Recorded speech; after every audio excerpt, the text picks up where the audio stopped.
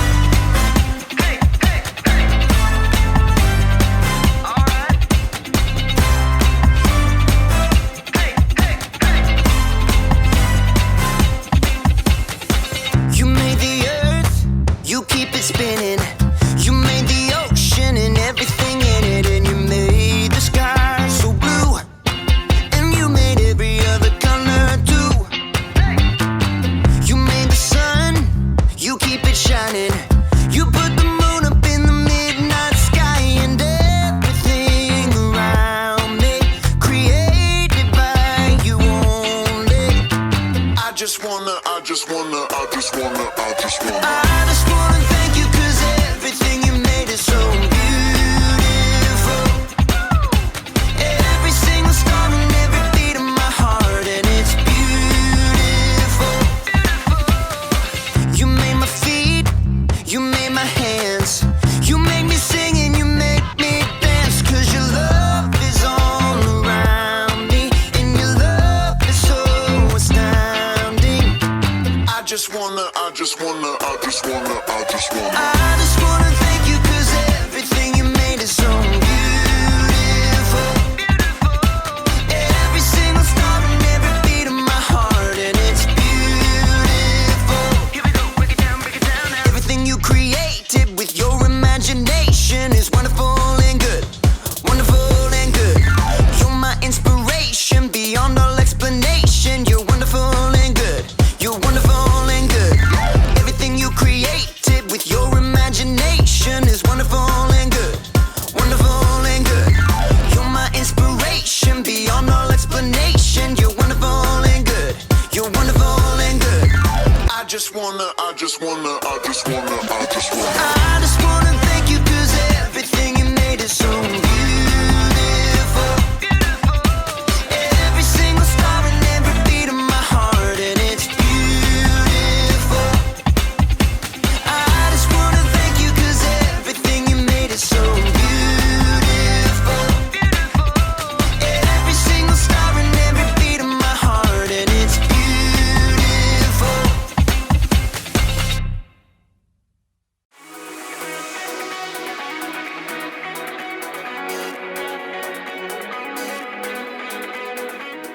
Hey everybody, I'm Graham, candy connoisseur, and I'm here to talk about individuality. Individuality is discovering who you are meant to be so that you can make a difference. Every single one of us is an individual. We were all made by God in our own unique ways. When you look at yourself in a mirror, you can see all the work that went into making every little detail. I see you! And it's not just what you look like that makes you an individual. Your whole personality sets you apart from everyone else in the world. You should really look at yourself sometime. Really look at yourself inside and out. Like when I look at myself, I think I'm pretty cool. Like a big bowl of ice cream. And there are things about myself that I like. I love that I'm good at problem solving. I have this ability to understand when something is wrong and immediately think of ideas to fix it. Oh, and I like that I'm funny. Like, have you ever heard of this one? Knock, knock. Oh, right. I need someone in the room for that joke. Anyways, the punchline is, I didn't know you could yodel. Oh, I think I'm funny. Actually, now that I'm really looking, I'm thinking there are some things that I don't like about myself. Like, sometimes I procrastinate. That means when there's something that needs to be done by a certain time, sometimes I wait till the last possible minute to get it done. Oh, and sometimes I have a bad temper.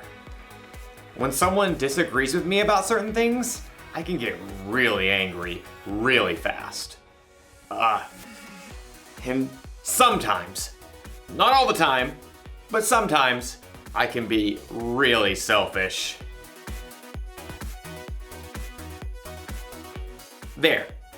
A little cool, a little gross, and a lot messy. That's how I can see myself sometimes. Maybe you see yourself that way. Well, after today's story, you might discover that there's a whole new way to see yourself. Yeah, right. Like I'm really gonna eat that. See? I'm funny. The Bible. It's 66 books of history, stories, letters, and poetry that fit together to form God's one big story. The epic adventure of how He created us and loves us so much that He made a way to rescue us. As we travel through the Bible, from Genesis to Revelation, we discover people who met God and found their lives changed forever. Now, for an amazing story. Inspired by the book of Matthew, chapter 9, verses 9 through 13. Everyone in the shore town of Capernaum knew who Matthew was. You may also call me Levi. But few people actually liked him. Well, that's rude. Truth is, Matthew had put himself in an awkward situation. He was Jewish, like his relatives and friends, but he chose to work for the hated Roman government. Just trying to make a living. Matthew was a tax collector for the Romans, and tax collectors were known to lie about the amount of money people owed. 5 gold pieces. But it was only 3 last year. 5, and not a shekel less. After collecting money, the tax collectors would keep the extra for themselves. Many of them grew rich by robbing the poorest people in their towns. In fact, tax collectors and sinners were considered to be the same thing. Hey, I work hard. But no matter how hard Matthew tried to polish his own image, deep down, he knew how others saw him. He heard their whispers as he crossed to the other side of the street to pass his booth.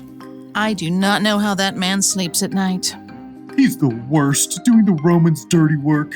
But one day, the crowds of Capernaum were full of different news. Did you hear about Jesus of Nazareth? The rabbi? He's not only a teacher. This morning, he made a lame man walk. That's just talk. My son was there. He saw it with his own eyes. The whole city was ablaze with the story, and even Matthew, who was tucked away in his tax collector's booth, was fascinated. Maybe the man just had a limp or something? Oh no, this Jesus has real power. He cares about people. Well, maybe. Anyhow, you owe 3 gold pieces. 3? How are we supposed to eat for the rest of the season? Take it up with the governor. I'm just doing my job. I bet Jesus would have something to say to you. Next. Within a short time, the market became even more crowded. Jesus! Jesus is coming this way! From his booth, Matthew craned to see. Though he was curious, deep down, he had to admit that no rabbi would have kind words for him. I'm a fool. Even my own people hate me. Suddenly, the crowds parted. Just down the street, Matthew could see a tall man with a rugged face and piercing eyes. A group of common fishermen followed at his heels. It's Jesus. Matthew watched, waiting for the rabbi to pass him by. Instead, Jesus stopped right in front of Matthew's booth. Rabbi? Jesus looked directly at Matthew, reading every single thought in his heart. Nice day? Not too hot. Not too cold. Jesus kept his gaze fixed directly on Matthew's face. Come, follow me. Shocked, Matthew looked around. The crowd has fallen away. Who? Me? Jesus nodded. Matthew gaped. He had no doubt in his mind that Jesus knew every single thing about him, even everything he'd done wrong. But still, Jesus wanted Matthew to join him. Oh, well, yes. Matthew found himself leaping up from his seat and rushing out of his booth to join Jesus on the street.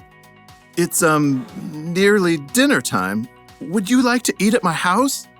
To Matthew's amazement, Jesus and his followers turned their steps towards Matthew's home. Quickly, Matthew sent out word to everyone he knew. Come to my house for dinner.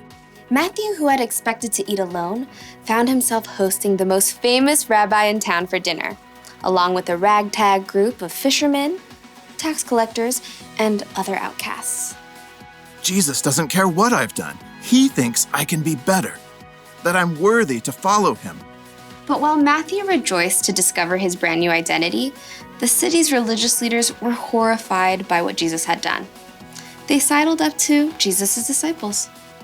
Why does your teacher eat with tax collectors and sinners?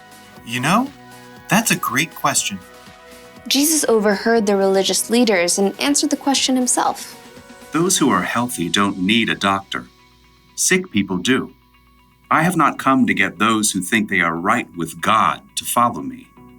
I have come to get sinners to follow me. Preposterous. From then on, Matthew followed Jesus everywhere. With his own eyes, he had seen more of the things that Jesus had done than nearly anyone else. Near the end of his life, he wrote down all the stories he had witnessed and gathered so that others too could know Jesus.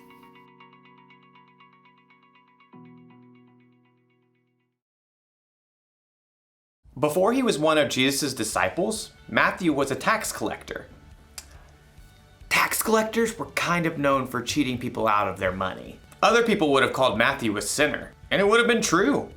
Matthew, like everyone else in the world, sinned, which means he did things that God wouldn't want him to do. I wonder if Matthew saw himself this way. A little gross, a little messy.